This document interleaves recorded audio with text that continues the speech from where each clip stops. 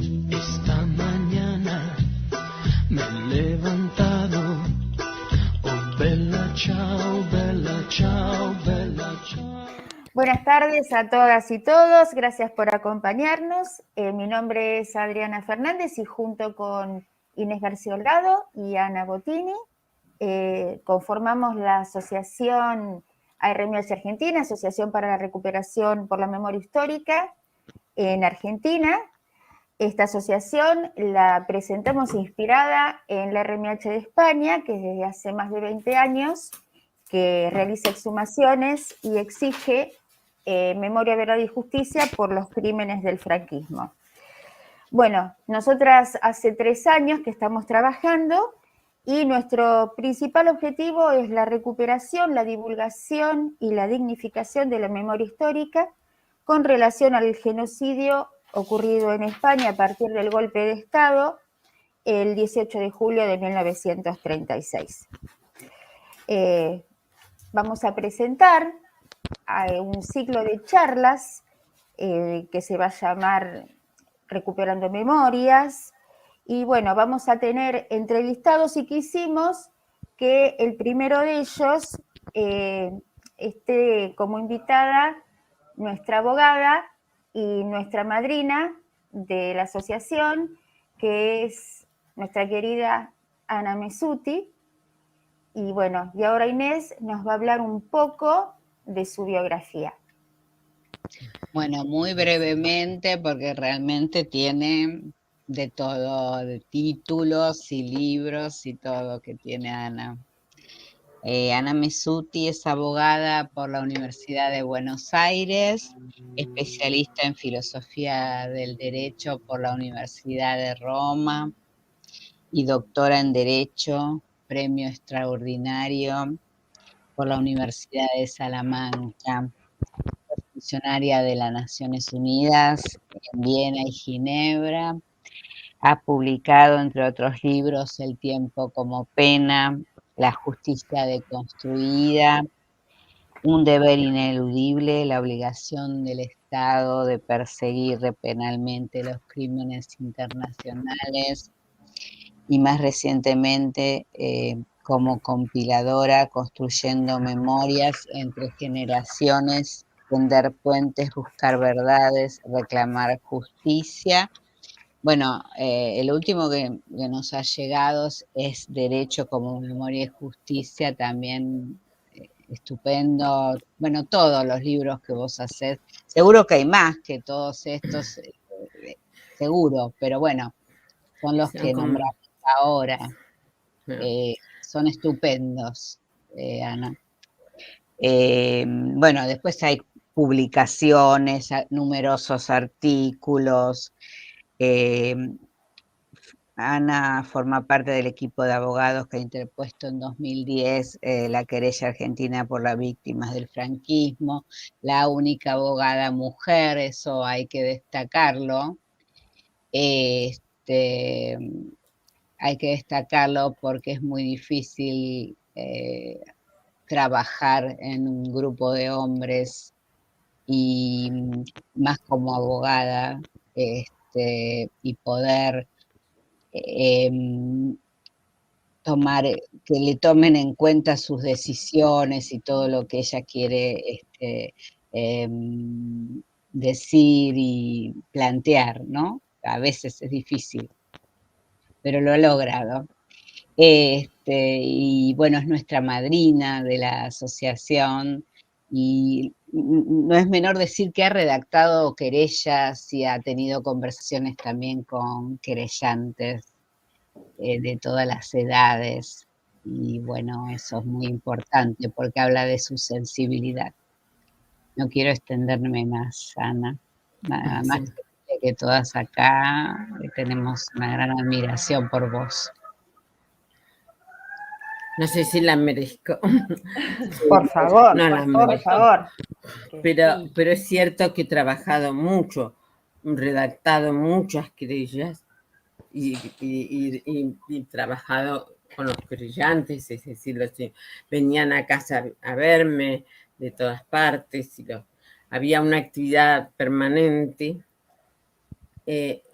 bueno, que ha dejado mucho, ha sembrado mucho, sobre todo en el ámbito de los afectos, ¿no? Y también en el derecho, por supuesto, y es fruto de mi último libro, es un poco, se ha hecho como una reflexión en el sentido literal, es decir, algo que vuelve a, a, a relucir, que vuelve a la luz, pero con una luz distinta, las reflexiones filosóficas iluminadas por esas reflexiones del diálogo con el querellante, con la persona que busca la justicia. Y eso me ha aclarado muchas cosas y me ha llevado por otros caminos de la filosofía. Si quieren, continúo con el tiempo. No, con lo del 45 pienso, ¿no? No, vamos a Con empezar un poquito a 55. hablar 55, perdón. Sí, no, les cuento un eso. poquito hablar de tu infancia primero, Ana. Contanos Claro. dónde naciste. No, para un poquito, que yo Sí. esa es mi infancia, la de 55. Ah, Yo nací, por eso, porque si hacen los tiempos se estiran para atrás. No, yo nací en diciembre del 46. somos sagitarianas, qué bueno. Sí, de diciembre del 46. Mi mamá podría haber aguantado un poco más y me decía nacer en el 47, pero saben cómo son las madres. Y yo era la tercera. Y ahí, nací en diciembre del 46. En ese momento ya mi padre era un médico cirujano que se había formado con Finocchieto, los hermanos Finocchieto, que eran unos cirujanos famosos en todo el mundo porque habían inventado instrumentos quirúrgicos, eran unos genios. Y papá tenía, los había logrado, era una familia italiana, de inmigrantes italianos, que tenían muchas dificultades económicas, y él había logrado recibirse y luego asistir a la escuela de cirujanos de estos célebres doctores en cirugía. Bueno, la cosa fue que el 55 empieza la primera gran interrupción de mi vida. Yo tenía 8 años, 55, ¿no? 55, entre 7 y 8, digamos, no más. Pero fui muy golpeada por ese cambio, por ese golpe, porque ocupaba papá un puesto alto en la municipalidad, era secretario de Salud Pública. Entonces, él trabajaba con Carrillo, Ramón Carrillo. Yo les cuento todo esto, ya ustedes esto lo sabrán de historia, si es que ven un poco de historia de esa época. Claro, entonces sí, Ramón obvio. Carrillo era una persona excelente y un digamos, más que un médico, era un planificador médico, una persona que había significado mucho para la atención primaria de la salud, para los que venían del interior, para la atención para el mal de Chagas, por ejemplo, para tratar de llevar adelante campañas de vacunación masiva. Era realmente una gran cosa para la medicina haber tenido a Carrillo. Y papá estaba en todo lo que se refería a la capital federal, a Buenos Aires. Bueno, lógicamente con la Revolución Libertadora, mi padre, que en ese momento sí, que habían renunciado unos pocos meses antes por problemas con la intendencia, pero fue blanco era blanco de los militares del momento, de los marinos sobre todo, que lo hubieran encarcelado, como había pasado con otros colegas de él. Pero en este caso hubo una protección, yo creo que familiar, por el que mi casa tenía un salvoconducto. Eso es muy importante para mí, para mi infancia, muy importante para los temas que desarrollo, porque yo en ese momento vi como mi casa, que yo adoraba, se convertía en refugio de otros. Era refugio de los que huían del régimen de Aramburu Rojas, de los que huían en ese momento, de los que habían bombardeado la Plaza de Mayo. Bombardear la Plaza de Mayo es digamos, si no es un delito de lesa humanidad, si no tendríamos que haber investigado tal vez todo eso, haberlo recordado, vivirlo de otra manera, no como algo que quedó allí. Y los muertos que hubo muertos y que quedaron allí en la memoria, como quieren tantos, que se queden tantas cosas. Bueno, yo en ese momento tenía 8 años, digamos, 7, 8. Tenía que irme a dormir a lo de mi abuela con mis hermanos, porque teníamos que dejar los dormitorios para los que venían. Estos eran médicos, amigos. Era un lugar de resistencia tu casa. Exacto. Te voy a decir que en un momento estaba casi todo el gabinete de Perón. Mira. Estaba, por ejemplo, yo me acuerdo permanentemente, el doctor Mendé, Raúl Mendé. Mendé era un gran, creo que era neurocirujano, sí. Bueno, Mendé es un ejemplo impresionante, porque ese hombre se podría haber salvado tranquilamente si se quedaba en mi casa. Estaba en mi casa él, el chofer, su secretaria, su mujer y su hijo. O sea que para nosotros cada grupo, cada persona era una familia que teníamos que tener. Entonces, Mendé un día, porque fue un tiempo desde junio del 55, bueno, le dice a su chofer, por favor me lleva al Ministerio de Marina. Me voy a entregar, porque no puedo quedarme acá y seguir comprometiendo a toda esta familia y a los que están acá. Y el chofer le dijo, mire, doctor, yo no lo voy a llevar de ninguna manera, pero en la puerta están esperándolo desde hace varios días del Ministerio de Marina para llevarlo. Y sí, efectivamente salió, lo llevaron del Ministerio de Marina en muy poco tiempo, con los grilletes puestos en los tobillos, a nuestro mejor, en ese momento, nuestro mejor neurocirujano. Lo llevaron a Sur, a Trelew, y allí lo volvieron morfinómano. O sea que volvió y murió al poco tiempo. Esa historia, eso yo lo viví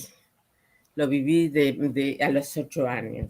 O sea que ya esas cosas te van perfilando, te van marcando, porque después vas a la escuela y en la escuela te miran mal.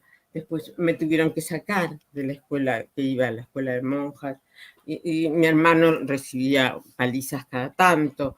¿A qué escuela ibas, Ana?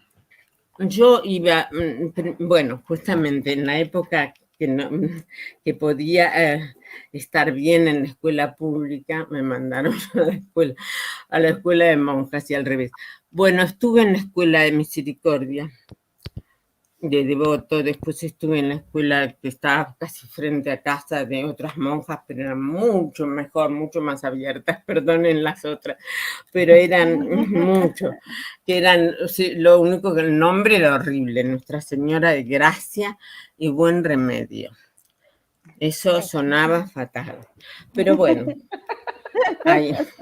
Y yo me hice amiga de 2 monjas, una que soy amiga todavía, pero nos hemos perdido porque ella se fue a trabajar a Colombia, a trabajar a los comedores, pero una era profesora de filosofía nuestra, y era genial porque ella iba a las clases de filosofía, era alumna, eran monjas que las habían reclutado del campo en España, que no eran vocacionales, sino más bien obligadas por la pobreza a hacerse monjas. Venían a la Argentina y algunas se iban, es decir, colgaban hábitos y otras estaban muy contentas con su vocación. Bueno, pero en fin, eso no creo que, no puedo decir, tal vez ha tenido influencia, pero soy atea. No, no soy religiosa. No, pero las recuerdo. Lo que veo es que hay algo que tiene como un hilo conductor, ¿no? Y es esto de cómo vos trabajás con el tema de memoria y precisamente cuando empezás a hablar hay algo de la memoria que para vos es fundamental porque es tu gen, ¿no? Es como yo nací con esto, crecí con esto, ¿no? Me formé con esto y entonces no me puedo callar. Y un poco va por ahí. Sí, Y, pero yo tengo a mí me encantaría ser creyente, me encantaría tener ese hilo conductor y reencontrarlo, me pero encantaría, pero no. hay una creencia Mm. en este relato que vos vas haciendo, ¿no? Hay una creencia de digamos, del derecho de las personas a llevar una vida en libertad.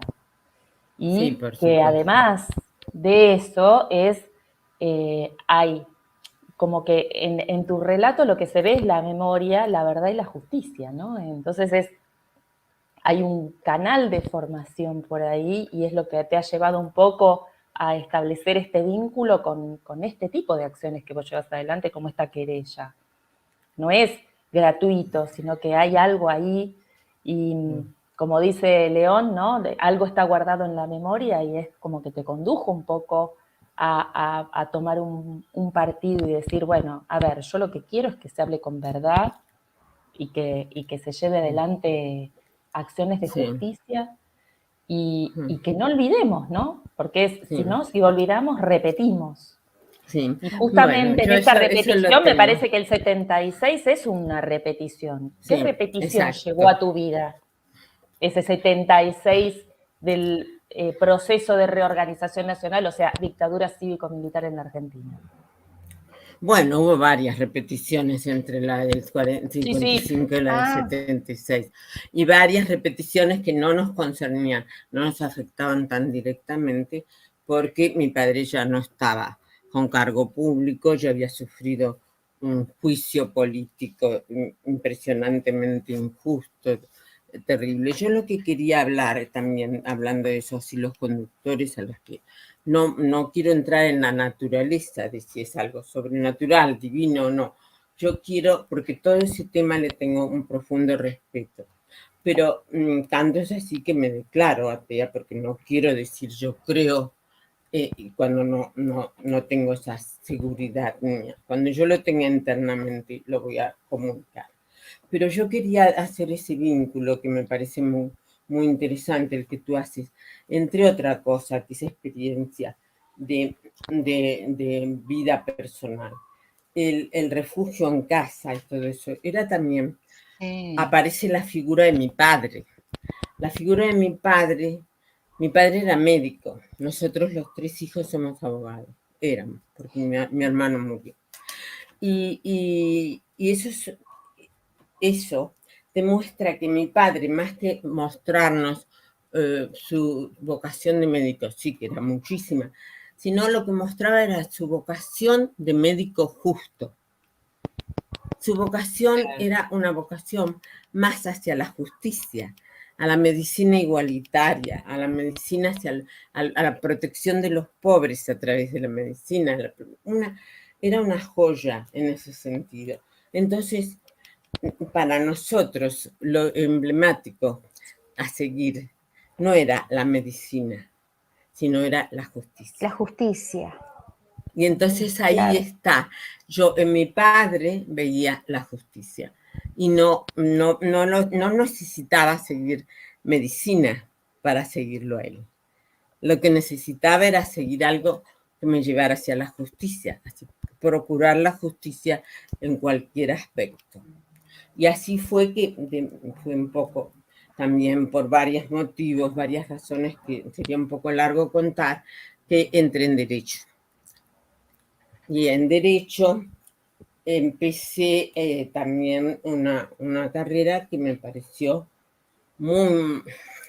A mí la carrera me gustó, no la había elegido seria, vocacionalmente, pero se fue cada vez que avanzaba, la sentía más fuerte. Y ahí vino la interrupción del 76, en el que yo ya me había recibido, era ayudante, jefa de trabajos prácticos, creo. Habíamos ascendido rápidamente porque en los de izquierda, en la época de Cámpora, había que ocupar puestos claves en la facultad.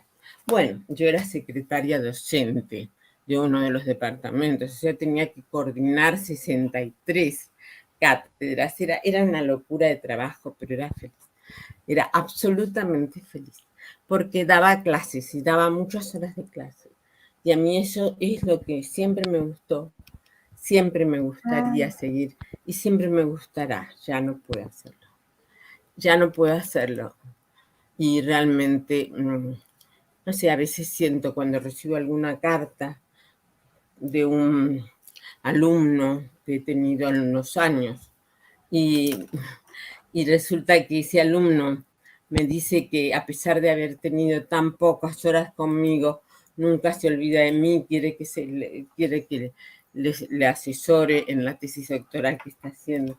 Cuando recibo esas cosas digo, pero qué pena, ¿por qué me pusieron tantos obstáculos para ejercer la docencia? Yo vine después de jubilada. Bueno, no sé si estoy saltando demasiado, como quieran. Pongan orden, por favor. Sí. No, está bien. Nos estabas hablando entonces de que estabas en la facultad, con todo lo que estabas haciendo. Y bueno, a partir de ahí, desde ese lugar, muy comprometida con tu vocación, con todo, ¿qué fue lo que pasó? Bueno, era maravilloso estar allí. Y bueno, nos echaron, no que nos tuvimos que ir, nos echaron a patadas directamente cuando murió Perón. Claro. Vino Isabelita y cambiaron. Justamente a unos metros de mi casa, ahora en Madrid, vive el que fue decano de la Facultad de Medicina, el doctor Ricardo Sayek, que también se tuvo que ir en la misma época. Y bueno, nos encontramos en otros mundos. Bueno, yo me tuve que ir también. Por suerte mi marido, mi ex marido, que vive actualmente en Buenos Aires, es un artista plástico muy conocido, Horacio Zavala. Él estaba en Italia siguiendo unas muestras, una cadena de exposiciones, y me mandó ese pasaje del que les hablé. Es decir, intercedió ante la Liga de Derechos Humanos. Bueno, así fue que nos encontramos, estuvimos en Roma, sí, unos 8 años.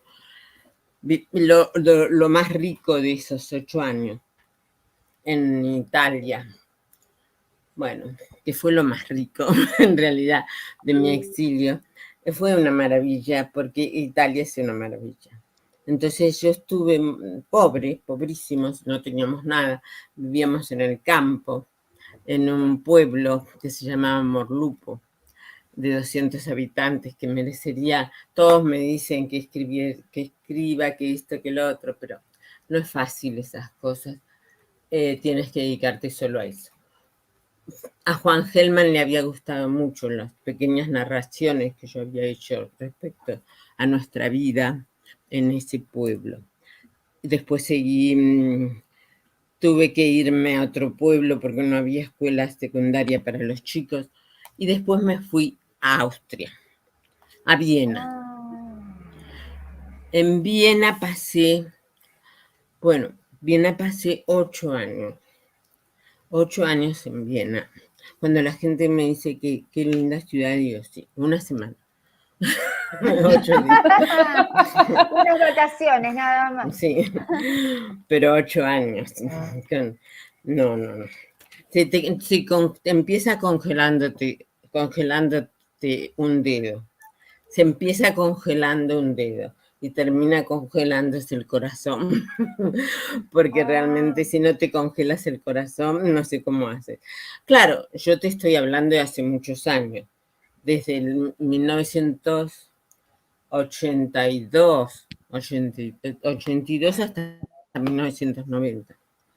Ya era muy distinto, porque en ese momento todavía estaba presente El tercer hombre, la película claro, por supuesto que había todavía ese recuerdo de la Viena dividida en tres partes, de los rusos, la parte americana, la parte de los aliados y la parte... Eso era todo, digamos, se había superado ese posguerra tan fuerte que tenía Viena, porque se estableció la Escuela Internacional de Naciones Unidas.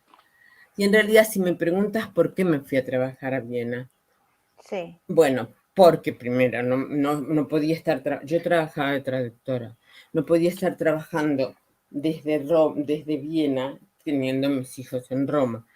Entonces llevé toda la familia y porque la escuela era maravillosa y en efecto resultó maravillosa para los idiomas, para todo. Bueno, después por otros motivos dejamos Viena, me fui a Ginebra. Y en Ginebra también es una ciudad de nadie. Es una ciudad linda, cómoda para vivir, pero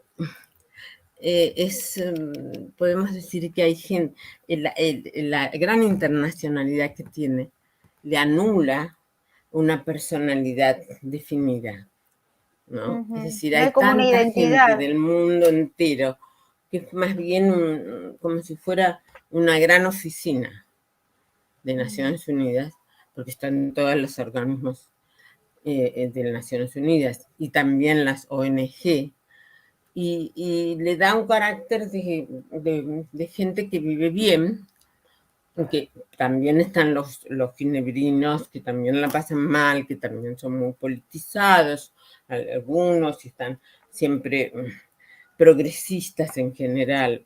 Bueno, no quiero hablar demasiado, porque tengo amigos y familiares en Ginebra y me pueden decir, no, pero te olvidas ya de esto, del otro. Y luego, ¿qué pasó? ¿Por qué me vine a España? Y esa es la relación que ustedes querían establecer, ¿verdad? ¿Por qué me Bien. vine a España? Me vine a España porque yo tenía una deuda pendiente conmigo, que son las peores, conmigo misma, porque yo había quedado con muchas ganas de hacer el doctorado. No tenía doctorado.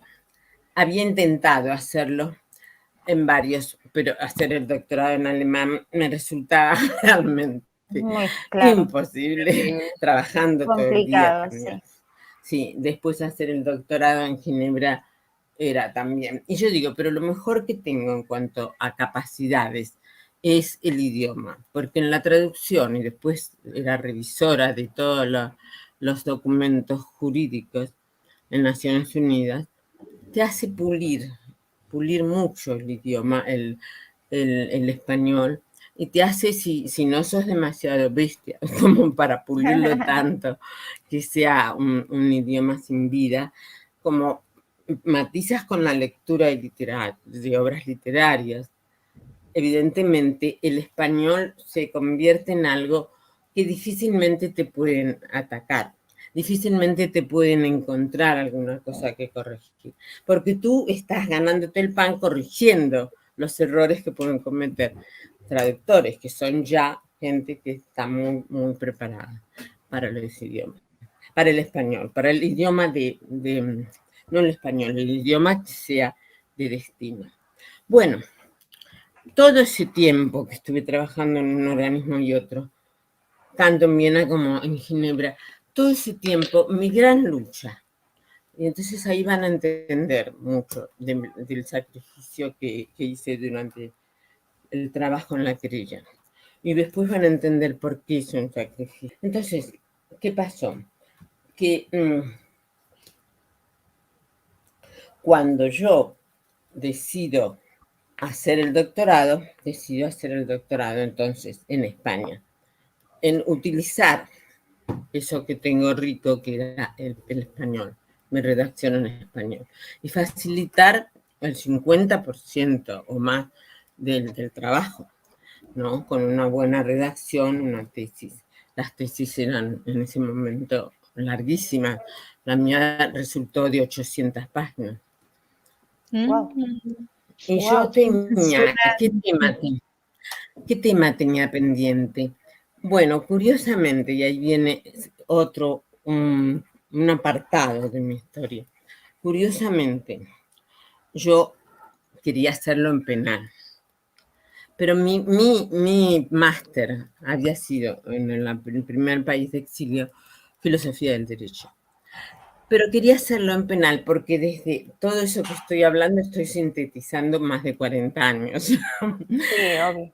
Sí, desde que yo había optado, bueno, desde que me había llegado a Italia, había tenido que optar por la especialización y yo elegí filosofía del derecho, que era una maravilla, era un curso maravilloso, lo dictaban profesores de toda Italia, que venían para darnos clase a 5 personas, que éramos los integrantes de ese. Mira. Y yo me acuerdo que yo iba, tenía tanto, me seguía el miedo de los pocos meses que viví bajo la dictadura, que yo viajaba a Roma, teníamos que leer el libro de Marx, Los escritos políticos juveniles.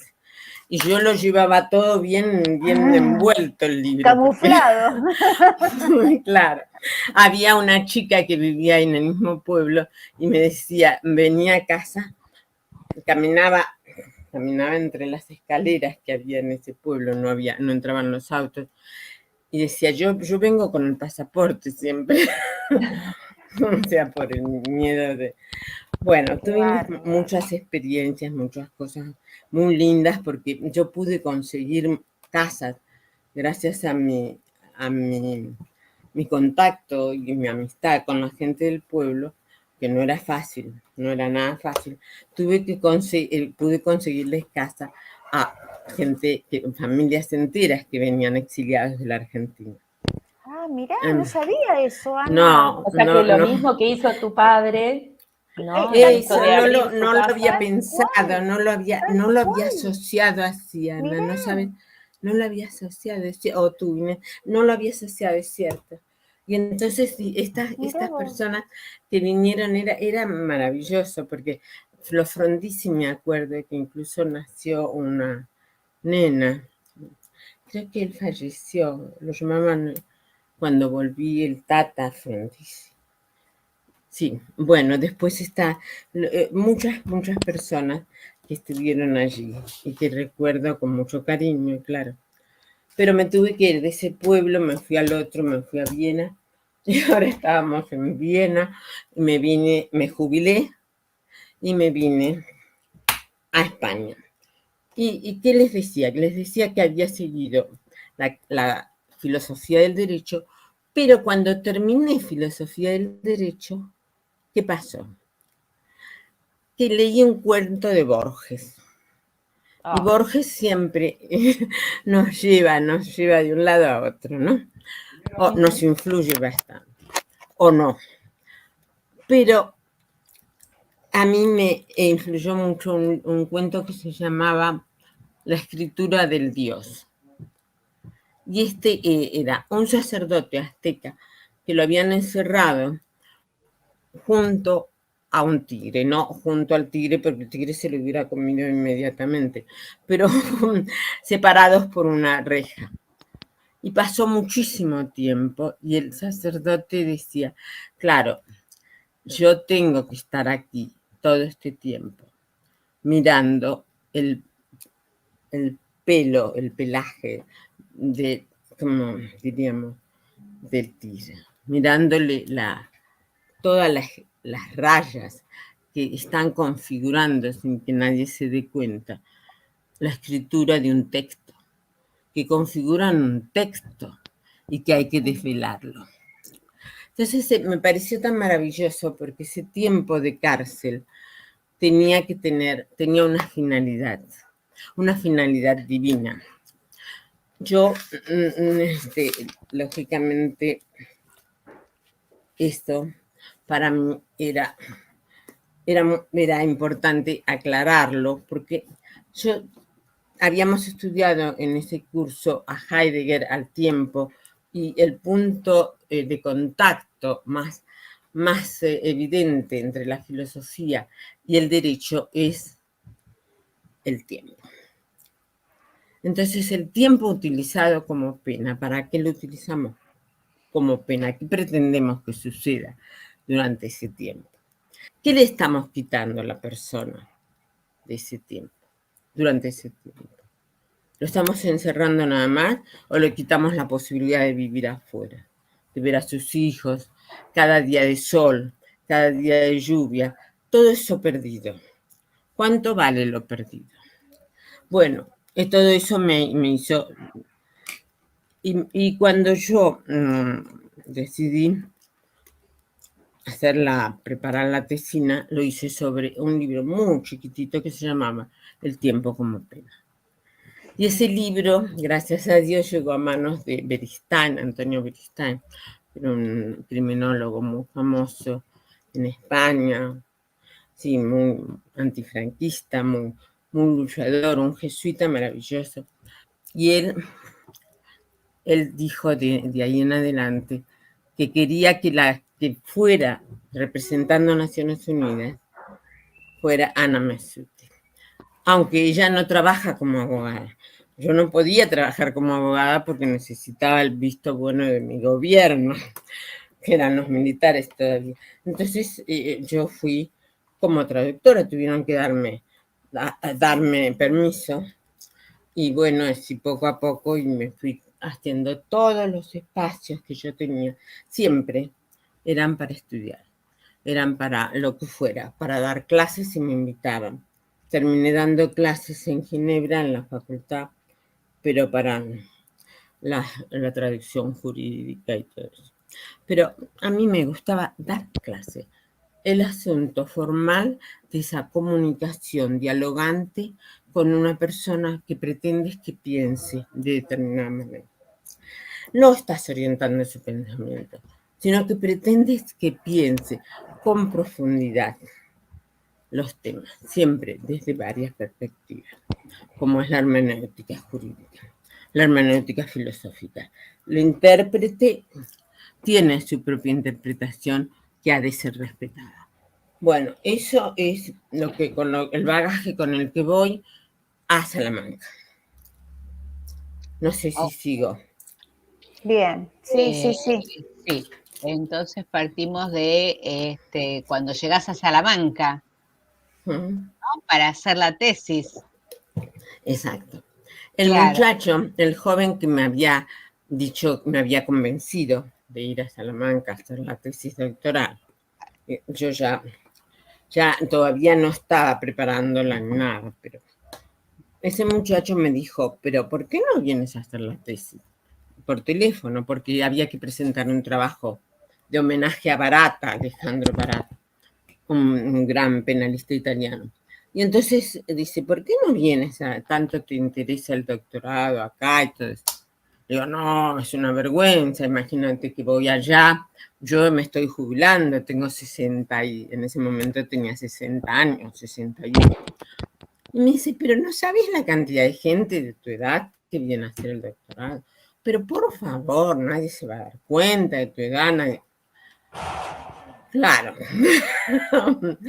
Cuando me aparezco en Salamanca, en la clase que me tocaba, no podía, no solamente era la única, no tenía el pelo blanco, pero no solamente era la única de mi edad, sino que mis compañeros no eran mis hijos, eran mis nietos.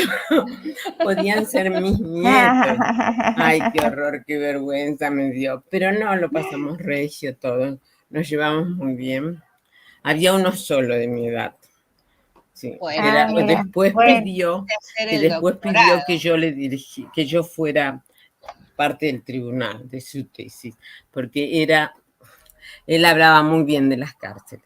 Y yo totalmente en contra, yo creo que no me entendió bien. Él era un militar brasileño que tenía y dirigía una cárcel, había dirigido una cárcel. Y con el deporte él creía que ya estaba todo solucionado. El deporte, Claro. la cárcel. Bueno, en fin, tantas cosas, pero era muy, muy, muy agradable. Ahora, ¿qué pasó conmigo? La Ana, que estaba haciendo toda la investigación sobre la cárcel, el tiempo de la cárcel, el tiempo de los presos, para que entre en la memoria. Y si quieren, continúo el próximo capítulo. Si no, les cuento un poco ahora. Sí, por favor. Nosotros queríamos saber un poco esto, ¿no? De cómo habías entrado vos en directamente las acciones específicas sobre el tema de, no solamente de esta querella, sino el entrar en derechos humanos de esta manera. Sí, exacto, porque para mí en ese momento lo que yo estaba era viendo los derechos humanos violados de los presos. Yo veía la prisión, lo que significaban las prisiones en América Latina, de todo lo vivido con las dictaduras, los desaparecidos, cantidad es decir, el grupo entero casi que trabajaba, con el que yo trabajaba en la Facultad de Derecho, desaparecidos y asesinados. Gran parte, casi todos están nombrados en la pirámide que hay frente a tribunales. Yo cuando viajaba a Buenos Aires siempre trataba de estar el 24 de marzo. Todo eso yo lo tenía en el corazón, pero yo no quería estudiarlo, digamos, analizarlo, no. Yo estaba con ese tema de derechos humanos de los presos y vivía eso. Hago la tesina, que era un trabajo bastante comprometedor en Salamanca, y mi tutora, una chica peruana encantadora, porque ella también era más joven que yo, mucho más joven que yo, y lo sigue siendo por suerte. Esta chica, Laura Zúñiga, me dice: Ana, ¿y si dejamos la cárcel, nos vamos de la cárcel? Abrimos la puerta de la cárcel y nos vamos, porque me está aburriendo un poco. Yo digo, bueno, lo siento, Laura, pero es mi tema y quiero hacer. No, pero ¿sabes qué pasa? Que ahora está el juez Garzón. Estábamos por el 2008. Y entonces dice, está el juez Garzón, y había sacado los 2 autos en el 2008, fue en noviembre y diciembre, en la memoria histórica, todo eso. Entonces yo decía, sí, pero ¿qué tiene que ver con mi tema? No me daba cuenta, era una negación, digamos, psicoanalizable. Claro. Sí. Entonces digo, claro, ella me dice, es que tiene que ver con la memoria, porque esta gente lleva en la memoria una cantidad de crímenes y llevan todo ese tiempo que transcurrió y el tiempo que puede transcurrir. Y entonces empecé poco a poco a escuchar, a ponerme en contacto, poco a poco, y a trabajar, por ejemplo, en el archivo de la Guerra Civil, y entré en eso. Entré en el tema, todavía no lo tenía bien perfilado. El otro día estaba buscando papeles y encontré 50 programas de tesis. Me hice 50 porque cambiaba constantemente, no sabía por dónde, porque era muy difícil traerlo, ese tema, al derecho, sin más, al derecho penal. Bueno, este era el doctorado en derecho penal, bueno, se llama doctorado en derecho en general, pero en derecho penal era ese departamento. Entonces pasó un milagro, el milagro en la memoria de los amigos. Raúl Zaffaroni, que era y es un amigo mío, le dijo a su discípulo en ese momento, que ahora es el profesor Bailone, que me llamase cuando fuese a Buenos Aires para que me reuniese con otros amigos que eran el grupo de abogados que luego llevarían adelante la querella por el franquismo, por las víctimas del franquismo. Porque él sabía el tema que yo estaba trabajando, sabían que estaba trabajando con el archivo de Salamanca, sabían. Y entonces me invitaron a formar parte del grupo. Y entonces para mí fue una especie de bendición especial, digamos, porque yo estaba en la parte teórica muy bien situada para llevar a cabo esto. Y luego en la parte, digamos, práctica, en una situación inmejorable, porque iba a tener contacto con todos los querellantes y estábamos en España trabajando, Carlos Slepoy y yo, sobre ese tema, como abogadas de la querella. Y el grupo que todos conocen de Máximo Castell, en el despacho de Baigún, del doctor Baigún, que falleció en Buenos Aires. Y entonces ahí es la explicación de por qué me fui por los vericuetos de la filosofía, del tigre y de todo eso, llego a la memoria histórica de España. Me parece que por ahí, en esta cuestión del tigre, ¿no? De ese tigre que ese Dios mira, ese monje era, ¿no? Mira todo el tiempo y no entiende y dice, hay algo que está escrito. Es cuando vos cuando te plantean, bueno, mira, presentate y hacé todo esto, y vos decís, pero esto que tiene que ver conmigo, es como que las rayas del tigre finalmente te dieron esa pauta, te dieron esa lectura que fue la correcta. Porque acá hay mucha gente que está poniendo su corazón, porque es su familia, porque es su origen, ¿no? Que lo están llevando ahí y te lo están mostrando y te están diciendo, esto merece juicio, merece memoria, merece castigo y merece reparación de alguna manera, ¿no? Porque la reparación es la justicia que les llega.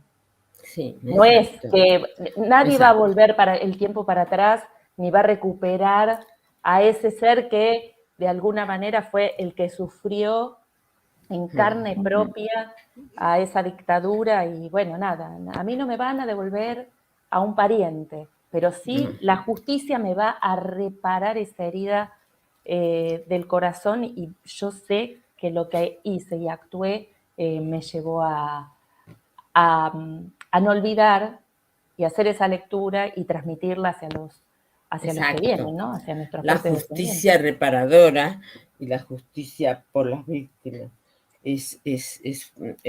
yo creo que es el enfoque correcto para que todo esto tenga una respuesta que están pidiendo.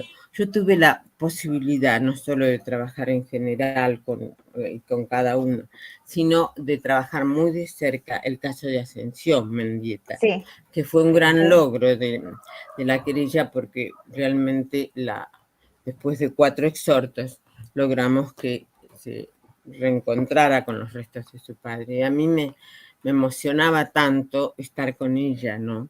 Porque ella cuando logró por fin reencontrarse con el padre, mirarlo allí en la cuneta, que no habían tocado nada y estaba allí, y me dice, pobre padre mío, toda la vida bajo tierra.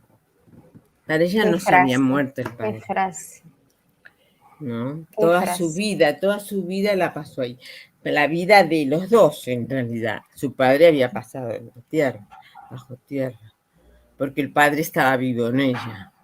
¿No? Hay tantas cosas que se pueden ver, se pueden analizar, sin poetizar solamente. Es eso un poco lo que nos decía Norita Cortiñas, ¿no? El ver que esa mujer llevaba los restos de su padre como si fuera un niño. Sí. Y entonces sentir que de alguna manera le estaba dando ese abrigo que a ella también estaba necesitando de ese papá, ese abrazo que faltó, ¿no? Sí, fue muy, muy, muy lindo trabajar con ella muy lindo ir muchas veces a Guadalajara para hablar con los jueces. Sigo en contacto con el juez decano, que fue el que nos facilitó el cumplimiento del exhorto. Pero seguimos la lucha por allí. Entonces Además, ustedes ven que para mí es como un gran logro el haber podido trabajar en la querella. Porque y a yo... vos, ¿Mm? sí, no, digo, y a vos, ¿no? ¿Qué te cambió en lo personal? En lo personal. Eso, es, ¿qué Ujú. te terminó de llenar? Porque vos cuando hablabas de tu trabajo, de tu doctorado, que vos dijiste, era como una deuda que tenía conmigo. ¿Qué deuda pagó el haber entrado en esta querella? Sí, ¿quién me la pagó? Dices, o cómo, Claro, no te no, oí. digo, ¿qué deuda pagaste vos con vos misma Ah, ¿qué deuda al entrar pagué? en esta querella? Sí, es que yo toda la vida me la pasé sufriendo por no poder ejercer la profesión. No podía, yo quería ejercer la profesión. Sobre todo quería la docencia, la transmisión de eso, la reflexión más, digamos, profunda del derecho, desde la filosofía, pero no de la filosofía que está estudiada en Buenos Aires, que era una filosofía escéptica, la filosofía de Kelsen, todo el mundo. No, quería todo lo que me había aprendido, lo que me había facilitado el aprendizaje en Italia. Pero nunca fue posible, no fue posible. Yo tenía que seguir trabajando de traductora en Naciones Unidas. Era un trabajo muy exigente, muy exigente. Entonces mi deuda era poder continuar eso que me había gustado tanto. Y continuarlo, por ejemplo, en todos los espacios que yo podía. Tenía 15 minutos y me ponía a trabajar y a leer y a preparar. Y así durante todos esos años que fui funcionaria, durante todos casi 20 años, yo di clases en Brasil, en la Escuela de la Magistratura de San Pablo, di clases en Buenos Aires cuando iba de visita a Buenos Aires, en varios lugares donde para mí era una maravilla hacer lo que yo, en mis vacaciones, eran mi trabajo, eran hacer el trabajo que yo quería. Y Igual bueno, te comento que nos estás dando clase ahora, ¿eh? O sea Sí, que siempre, totalmente, viste, totalmente. uno cuando es docente, cuando es un maestro, enseña en todo ámbito. sí, No es Sí. solamente adelante de un pizarrón. no, sino que tenés además, yo por ejemplo, lo que me da más tristeza es un poco egoísta de mi parte, pero yo lo que siento de perder es lo que me enriquece a mí la clase en cuanto a la forma de pensar. Yo estoy pensando, ay, me fui sin querer, no sé cómo volver, estoy perdiéndome. A ver, vuelvo a entrar, Estamos, ¿no Te nos estás vemos, ¿eh? viendo? Te estamos ¿sí? viendo. Te estamos Nosotros sí te viendo. estamos viendo. A ellos ustedes no. A ver cómo hago. ¿Voy abajo o voy Vas abajo y otra? tenemos que estar en una pantallita que está abierta. A ver. Acá. Ay, no. Sí, A porque ver, nosotros te vemos bien, te vemos y te escuchamos bien. reunirse ahora, no. Unirse a una reunión. No sé. Bueno, No. muy bien. Eso es ¿Viste, lo que... ¿viste abajo en la barra de herramientas, esas que está abajo? Sí. Andá moviendo el mouse o no sé lo que tengas y fíjate que en algún momento cuando toques alguno de esos símbolos te va a aparecer como que está la pantallita abierta y estamos Ah, nosotras. A ver si lo... a ver. No. El micrófono. No. A ver, voy a cerrar.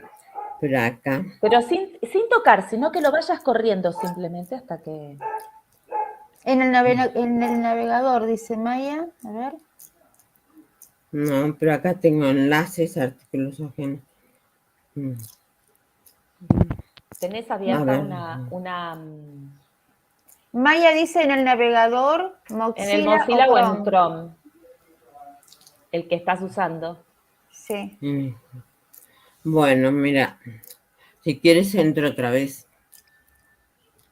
Yo creo que me van a dejar. ¿Qué hace Maya? ¿Entra de vuelta? Yo entré. Sí, Sí, no no hay hay problema, problema. sí, sí. A ver. Estás entrando en el estudio de transmisión. Usa auriculares y escuchas ecos de audio. Y aquí estoy, yo me veo. ¿Ahí te ves? El micrófono está funcionando. Revisemos tu cámara y tu micrófono. Muy bien, y ahora estoy acá. Es parece los cuentos de Murakami, que de repente se pierde por unos pasillos y entonces Bien, ¿ahora entrarás en nos el ves? estudio. Y ahora no, todavía no, pero ahora voy a entrar. Ahora estoy por entrar al estudio. Estás detrás del escenario. Entonces, bueno, Ahí entraste de todos vuelta. pueden verte y Ahí escuchar. estás. Ahí Bueno, está. Perfecto. muy Ahí bien. estás. ¿Ahora nos Me ves? encantaron las reflexiones que has hecho. Ana te llamas, ¿no? Ana. Ana. Sí, Sí, muy sí, buenas. Inés. No, sí. pero hay una chica. Yo soy Ana Inés. Por eso es que Y es yo Ana soy un poco la Inés. mezcla de las chicas, ¿viste? Una con A. Sí, además quiero decirles que me encanta que haya una RMH como esta en Argentina. Bueno, qué Muy suerte. Y en bien, porque esto, son muy activas, están muy bien. Y además la RMH es algo tan importante, tan fundamental en España, que realmente. Es que tenemos bueno, que difundir la causa acá en Argentina más que nada, porque hay veces que es algo tan silenciado, no se sabe realmente lo que ha pasado en la historia de España y bueno, y esta es una manera de difundirla acá, ¿no? Sí, en la Porque Argentina hay cerca de 20 millones descendientes de españoles, ¿no? Entonces no tienen es que haber nietas casual. y nietos, tienen que haber nietas y nietos que no saben de las historias de sus abuelas, de sus bisabuelos sí ya, los hay en porque es algo España, claro. generacional. Claro, Claro, mucho Claro. más en la Argentina, que no les hayan contado es una cosa muy, muy normal, aunque Claro. ya no tuviesen miedo de la persecución, pero no se sabe. Es muy, muy, muy importante esto que estamos Mira, haciendo, en porque no esto, solamente, yo no es por el pasado, yo más bien estoy, la parte de la memoria me parece, es fundamental verla, recordarla, digo, recordar que es la memoria la que está trabajando. Pero cuando se trata de la justicia, tenemos que hablar del presente. Porque si no, el totalmente. sufrimiento, no por la prescripción ni nada de esos factores temporales que usan como argumento para no hacerlo. Si hablamos de la justicia, tenemos que hablar del presente, porque es el hecho de que no se juzgue, el hecho de que no se ocupen. Ahora que están las fosas, ahora que están todavía las víctimas vivas, ahora que hay todavía victimarios vivos, ese es una omisión de justicia, denegación de justicia. Mira, Entonces nosotras, es un delito actual.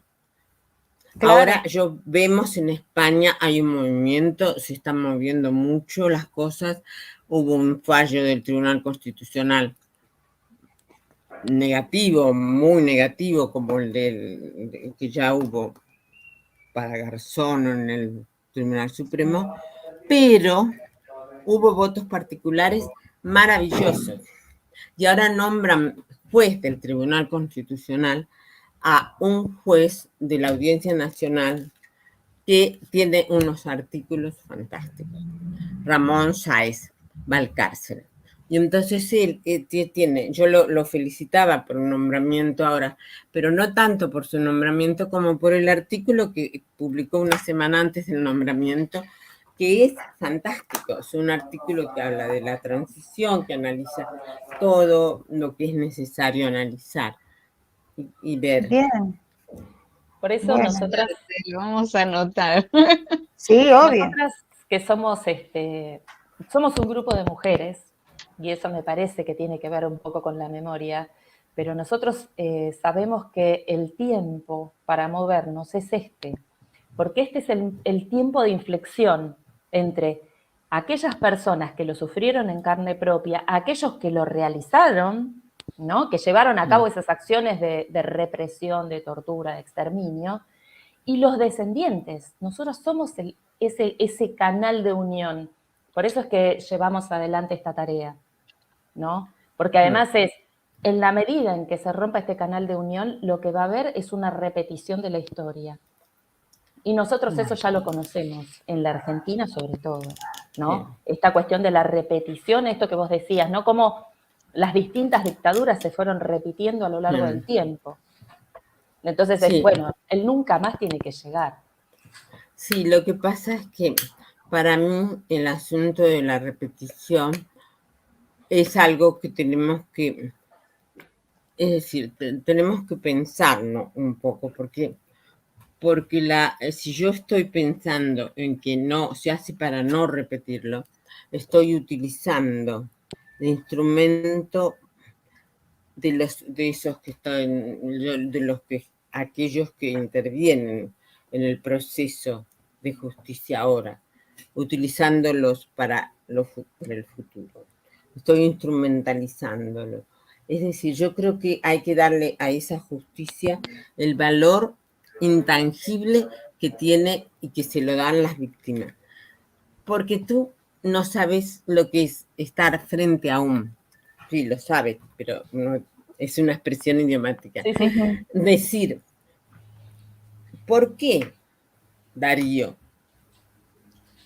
tú que tienes a tu padre, que ya lo has encontrado, los restos de tu padre, que ya han hecho un homenaje en reparación de lo sufrido, que ya tienes todo, ¿por qué te presentas a la querella?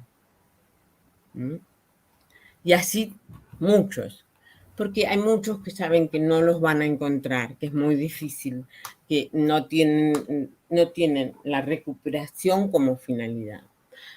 Otros que no tienen el castigo del verdugo, porque el verdugo murió, porque no saben quién es el verdugo como finalidad. Y entonces, ¿qué finalidad tienen? La justicia. Sí. Y entonces, ¿qué es la justicia? Y ahí tenemos que saber qué es la justicia. No es necesario saber qué es la justicia. Desconfiemos de las grandes palabras, decían los griegos, porque ya se encierran todos los males. Es cierto, es una de las grandes palabras. Entonces, cuando vemos ahí qué es la justicia, tenemos que ver que para cada uno esa justicia no es que cada uno tiene una finalidad concreta, recibir esto, recibir lo otro, recibir los restos, sino que todos ellos tienen una idea que los hace sentir que la justicia es la palabra, que la justicia es el recuerdo, pero asentados, dichos, pronunciados en el lugar que corresponde, por la persona que corresponde. Ellos, que un periodista diga, sí, lo que le pasó a su abuelo fue un crimen, y fue un crimen de lesa humanidad porque lo pasó en el marco de un contexto de crímenes de lesa humanidad. No vale. No vale más que una anécdota. Lo que vale es que lo digan en el lugar de justicia. La jueza, un juez. Del Estado. Eso. Entonces, y también ese querellante, ¿no? Él quiere decir. Exacto. Es esa palabra que quiere llevar, no es solamente lo que va a decir lo que va a decir el juez. Exacto, lo veíamos tranquila, lo veíamos cada vez que salían de una declaración. Era el mejor día de su vida. O decían tantas cosas lindas. Es porque de alguna manera la desaparición de personas representa la desaparición de la palabra. Es eso que no se dice, ¿no? Y entonces es, bueno, yo voy a traer a esa persona en la medida en que yo lo pueda poner en la palabra. Exacto. Muy lindo eso, muy lindo lo que estás diciendo y muy lindo todo lo que se pueda construir a partir de eso, porque es muy importante ver los aspectos que nos enseña del derecho del derecho del orden jurídico, este enriquecimiento que viene de analizar la palabra, de analizar desde un punto de vista universal, porque son normas que vienen ya del jus cogens, es decir, derecho internacional. Yo quisiera que leyeran del libro, es un libro chiquito, me salió chiquito, si lo hubiese visto el tamaño no lo publicaba, porque tan chiquito. No, está divino. Y la última que se llama La universalidad de Timoteo Mendieta. Sí, acá Como está el el libro, yo lo estoy Mm. leyendo, estaba viendo el capítulo que le dedicaste a las mujeres, y bueno, y sí, el capítulo para Timoteo Mendieta, hablando de Ascensión Mendieta, la verdad que este libro hay que leerlo, vamos a hacer la presentación de tu libro, obviamente, pero totalmente recomendable, no puede faltar, como también de Construyendo Memoria, que compilaste los relatos de varios jóvenes Sí, que están involucrados y que están comprometidos con la memoria, ¿no? sí, que formamos un grupo de amigos que trabajamos, es decir, nos apoyamos mutuamente como personas, ¿no? Es muy lindo. Y hay una diferencia generacional importante. Sí, sí, Por tal ejemplo, cual. yo he sido abuela una de las integrantes ha tenido su primera hija y yo soy la abuela, sin duda. La abuela cree que la madre cree que es la abuela, pero la abuela soy yo.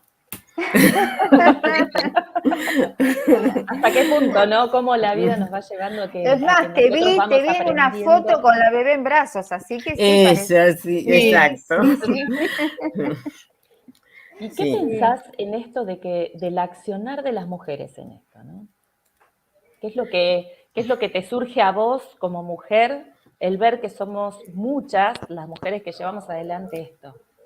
Sí, y es que la mujer ha tenido el papel de seguir, de seguir la vida familiar, de seguir la vida de la familia, de continuar la familia. Es decir, la mujer en general, por supuesto, las que no participaron directamente en la guerra, pero bueno, las que participaron, todas sufrieron indirectamente, han tenido la madre de Ascensión, por ejemplo, se queda con 6 o 7 hijos. Yo tengo fotos de Ascensión por todas partes y la madre de Ascensión tiene que hacerlos vivir estos chicos, tiene que darles de comer, tiene que conseguir dinero, incluso va presa por hacer una especie de tráfico de alimentos que se llamaba extraperlos, es decir, de conseguir alimentos para venderlos y poder sobrevivir, y por eso iba presa además a grabar, todo consistía en agravar la situación de las víctimas. Y bueno, esto sí, esa presencia de la mujer, de ir a visitar, de facilitar un poco la continuación de que los hijos sigan viviendo, puedan subsistir. Eso es fundamental. O buscar los restos, como el caso de... Pensemos cuántas querellantes son mujeres. Habíamos hecho una especie de estadística, al menos de las querellas que yo redacté con Máximo Castex. Y bueno, vemos que son muchas las mujeres, muchas más las mujeres que los hombres querellantes. Porque además la mujer va más se acerca más hacia la justicia. ¿Por qué? Porque sabe más qué es la esperanza. El mensaje de la esperanza que tienen las mujeres. Desde el momento en que son portadoras de vida, son portadoras de esperanzas. Entonces, para mí, siempre ha sido clarísimo ese papel, que no creo que tenga que ser un papel, tenga que tomarse con agresividad. No, tiene que tomarse con muchísima seriedad bueno, no quiero meter la pata porque tengo pánico a las feministas, porque saben muchísimo de cosas, de sociología, de esto y del otro, y yo no he estudiado por esa parte. Así que No, lo pero que hay me algo. interesa es que el derecho lo abramos. Y eso ya mucho antes, miren, mucho antes de estar con este tema, di una clase en Brasil, en esa escuela de la magistratura, que duraba 5 días. Al quinto les pedí que me hicieran un resumen, a ver si me habían entendido, porque todos no hablaban español, no todos hablaban español, lo conocían, pero la única que no me había entendido absolutamente nada era una chica latinoamericana que hablaba español. Los demás me habían entendido. Los que mejor me entendieron fueron un grupito que dijeron, nosotros para escribir no, pero sabemos dibujar. Eran jueces jóvenes los alumnos, no sabían escribir, vamos, pero sabemos dibujar. Entonces me hicieron una pirámide, que era el derecho según Kelsen, que sabe muy bien Inesita, que siempre está cerrada, las pirámides no tienen ventanas, las pirámides encierran a los muertos, esconden, protegen, o yo considero que encierran a los muertos. Entonces, ¿qué? Encierran al derecho, encierran a las normas, que no tienen nada que ver con el mundo, con la realidad. Entonces ellos decían que antes del curso la pirámide estaba intacta, ¿sí? Después del curso, la pirámide giraba sobre su vértice. Estaba, digamos, patas arriba. Y habían salido una cantidad de plantas, de ventanas que habían abierto. Y después del curso. Después del curso, la pirámide con plantas y todo. Y entonces eso me daba mucha alegría. Que vieran que tenemos necesidad de un derecho que respete lo humano, que respete los derechos humanos. Esos respetos solamente lo podemos tener si reconocemos al ser humano en el derecho. Y te quería hacer una pregunta, Ana. ¿Qué opinas sobre la posibilidad de penalizar por ahí expresiones negacionistas? Porque eso es algo que está ocurriendo acá, ¿no? Con toda esta derecha que está viniendo, con toda esta oleada, más que se expresaron en las urnas el domingo pasado. ¿Qué opinas por ahí de tener una penalización a estas expresiones? Yo creo que, yo en general, ya te digo, soy abolicionista, pero no penal total, ¿no? Abolicionista de la cárcel en general. Pero opiné respecto de un fallo, que hice un comentario que publiqué en Barcelona, de un fallo del Tribunal Constitucional español, con respecto a la necesidad de penalizar al negacionista de los campos de concentración nazi, porque estás afectando muchísimo a los derechos de la víctima. Estás dándole, no es que tú puedas decir que la memoria de la víctima quedó, no importa, que yo no estoy haciendo nada, que no le estoy afectando directamente porque no menciono especialmente a ella. Yo creo que el negacionismo hace un mal muy grande. Es muy grave lo que está haciendo. Es como una calumnia. Decirle tú, al victimizarte, estás mintiendo. Realmente no es tolerable. Sí, que habría que castigarlo de alguna manera. Que habría que dejar bien claro que la sociedad no está de acuerdo con eso. Porque en eso consiste la pena. Es una manifestación de la desaprobación social. Nosotros no tenemos pena, no aplicamos pena. No importa qué pena, hasta qué punto sea cárcel, hasta qué punto. Si no hay algo negativo como consecuencia de esa conducta, significa que estamos de acuerdo. Exacto. Significa la complicidad. Entonces, no, yo no estoy de acuerdo con los negacionistas. No, eso está claro. Obviamente. Hay todo un trabajo que realizar porque hablando de lo que sucedió en estos días, ¿no? Cuando nosotros escuchamos que hay alguien que dice, primero hay que meter bala, como dijo Esper, ¿no? Primero hay que meter bala y llenarlo de agujeros para que otros vean y tengan miedo. Para mí fue la clara referencia a crímenes de lesa humanidad, ¿no? Es esta cuestión de decir, te ajusticio a vos sin preguntar y sin saber, ¿no? Digo, tomo acción que no debería suceder porque el derecho argentino me parece que no ampara el hecho de la muerte, por que se aplique, ¿no? La muerte a alguien que sea culpable, por ejemplo, de un delito, ni siquiera en esa circunstancia. Y llenémoslo de agujeros a para que todo el resto tenga miedo y tenga miedo de actuar. Entonces hay algo ahí que todavía está instalado dentro de la sociedad, ¿no? Bueno, pero en ese llenemos de agujeros pagó con su vida una criatura de 17 años que no tenía nada que ver. Entonces, también no siempre caen inocentes por el oportunismo de gente que implanta, ¿no?, estas ideas de que la justicia es por mano propia. Y bueno, también nosotros hemos aprendido de madres y de abuelas que la justicia siempre, a veces tarda, pero bueno, tenemos que tener paciencia y seguir apostando a ellas, ¿no? Nosotras como querellantes también.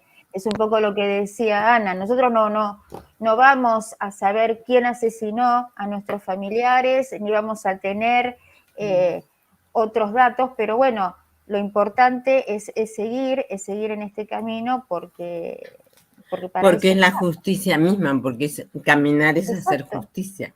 Exacto. Sí, se hace justicia al andar. Es decir, no estamos buscando el día maravilloso que nos sacamos la grande.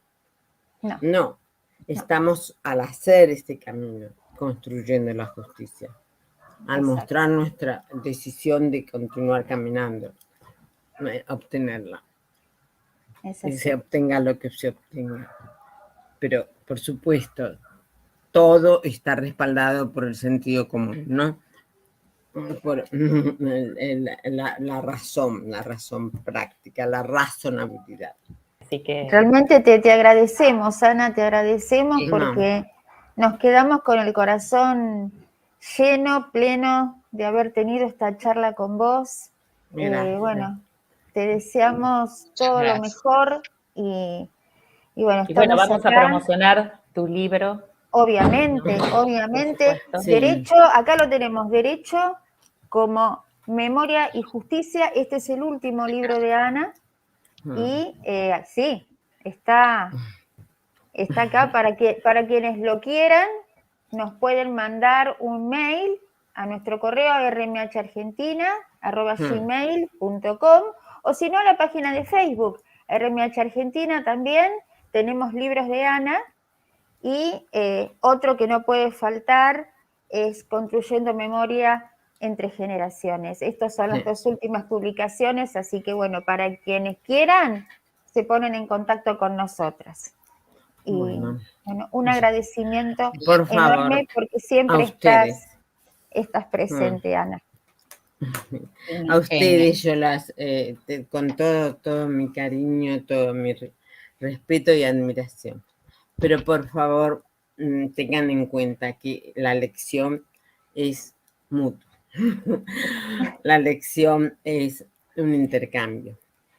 Nosotros estamos dialogando y nos estamos enriqueciendo de ambos lados. Un abrazo fuerte. Gracias. Y sabes que nosotras vamos a seguir con este trabajo y estamos en la construcción de eso, ¿no?